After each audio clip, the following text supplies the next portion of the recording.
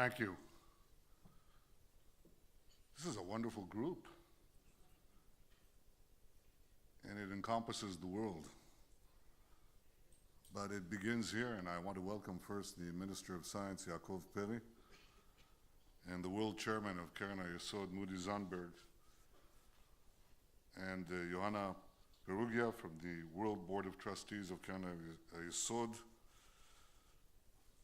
I want to welcome especially and salute Eugene Kendall, Professor Kendall of the National Economic Council, who, you know, Eugene is talking about ending drilling for oil for certain uses. He drilled a hole in my head. He said, here's the idea, embrace this idea, we can change the world. And he brought with him Eyal Rosner, the chairman and director of the Fuel Choices Initiative. We brought him, this will be a shock to you, from the private sector. Look at what he's doing with the government. Tremendous activity.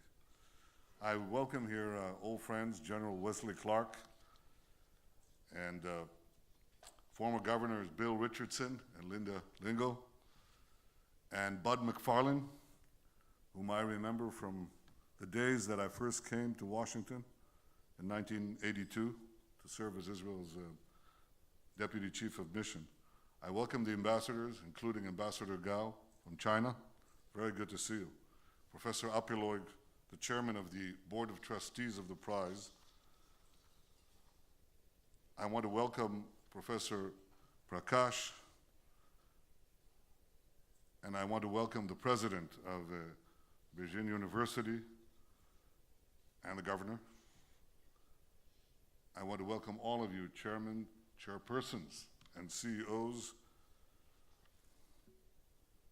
And I want to salute the Sampson family for doing this magnificent thing that can help be a pivot of history. Nothing short of that. I welcome you all to the Fuel Choices Conference. These are hectic days.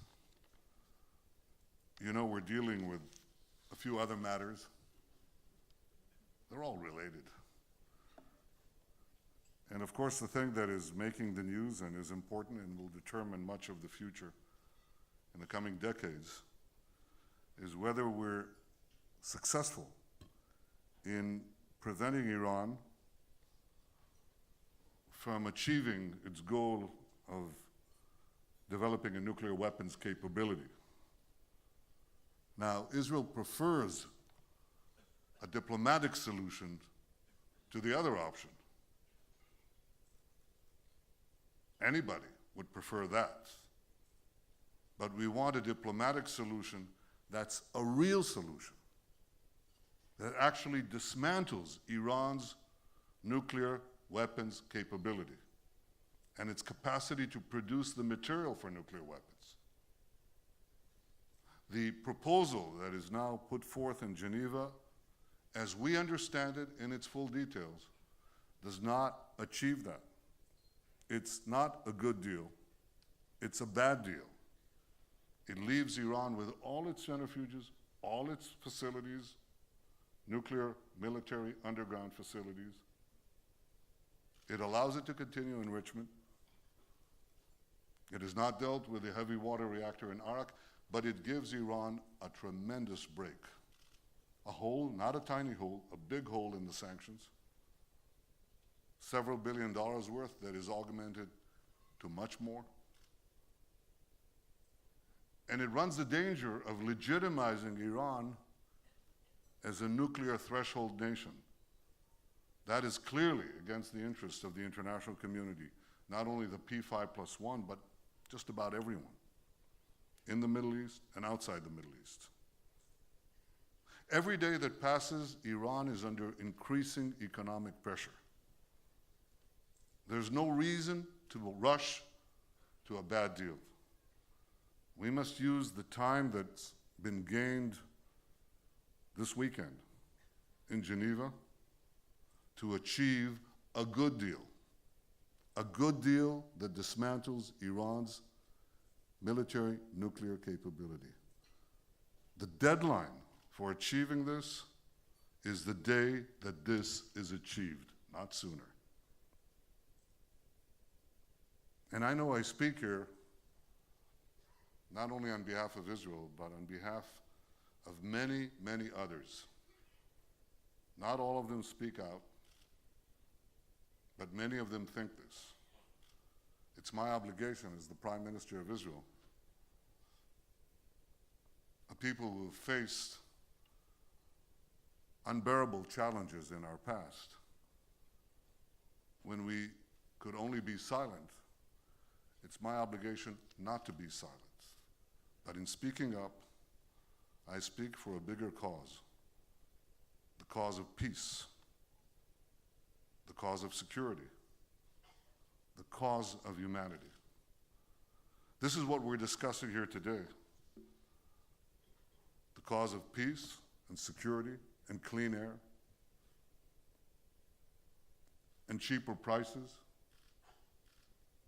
a world free of the oil monopoly.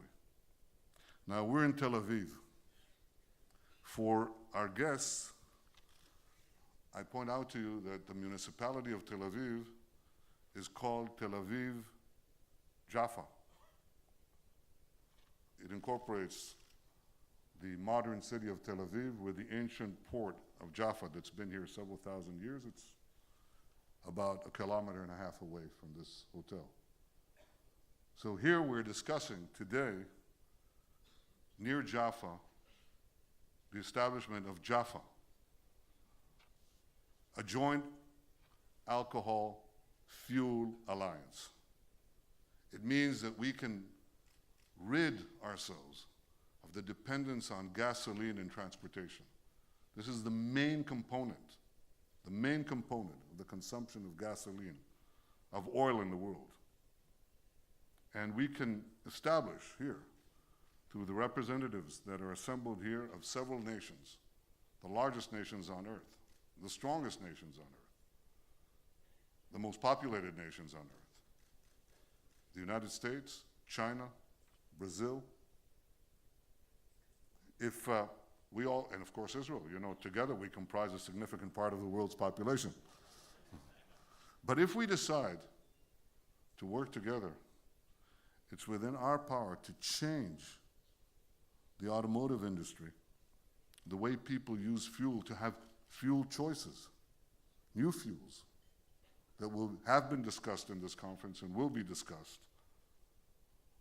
We're absolutely serious about this. We're spending 0.5% of our oil import bill on this project. It's not a small sum, but it's a significant sum. It's not a huge sum. If every nation decides to put that amount for this purpose, we'll accelerate the time when we are free of the monopoly of oil. I didn't say whether, I didn't say if. There's no question we'll be free of it. But if we work together, we can be free a lot sooner for everyone's benefit. And that's why I welcome all of you who've decided to come here to the Fuel Choices Summit. I have to say that you've come here, in addition to the 3 countries I mentioned, you came here from just about every continent in the world. And you understand that oil has dominated global energy markets for the last century. And this has been nowhere more pronounced than in the transportation sector. It accounts for nearly 2/3 of global oil consumption. There are vast natural reserves of oil that are used for near total monopoly by the internal combustion engine. And infrastructure and policy barriers to the development of alternative fuels exist all over the place. There are vested interests, we just discussed this, vested interests that seek to prevent this transformation. So this has led, these vested interests have led to almost a complete dependence on oil for transportation. There's no technological reason for this. There's no economic reason for this. These are artificial barriers that are kept by a very strong set of vested interests to the detriment of humanity, of our societies. Now, oil today is seemingly an irreplaceable strategic commodity for every country, seemingly. But this dependence on oil has come at a very steep price. From a strategic perspective, the monopoly of oil and transportation has led to the inflated importance of volatile countries in this turbulent region. This has been and remains a source of tremendous international instability. Now, oil wealth in some countries has led to a positive development, I'll grant you that. But in others, it empowered radical and rogue regimes, allowing them to fund terrorism across the globe and to build dangerous conventional, and now as they seek to do so, non-conventional weapons, including nuclear weapons. From an economic perspective, the inability to diversify away from oil has led to sustained high energy prices over the past decade. And this high expenditure for nations around the world is especially painful in light of the global slowdown of economic growth. This is one of the things that is pushing, it's like a weight that is pushing countries' economies down. It hurts the developed countries trying to battle their way out of recession, and it hurts the developing countries and those that have yet developed by putting this tremendous burden on them. And of course, the lower the GDP per capita, the bigger the share of energy costs on the average household. They pay, literally pay through their pockets, with their food, with the amenities they need for life. They pay for this oil cartel. And this induces poverty and stifles growth. From the environmental perspective, dependence on oil has limited our ability to reduce global greenhouse gas emissions, 40% of which emanate from burning oil. I've just heard from our guest from Brazil that in one part of Brazil that freed itself of oil, went to methanol, I believe. Ethanol, sorry. There's a difference between the two, and if you don't know, Eugene Kandel will explain it to you. They went from oil, from gasoline, to ethanol, and within 5 years, is that right, Mr. General? 5 years. They reduced their emissions, carbon emissions, by 26%, 5 years, just for that transformation. Think how many lives have been saved, how life expectancy grows, how the quality of life improves. One place, just that decision. Now, there have been significant international efforts to introduce and implement requirements for lower carbon emissions, but we haven't yet turned the corner as you did.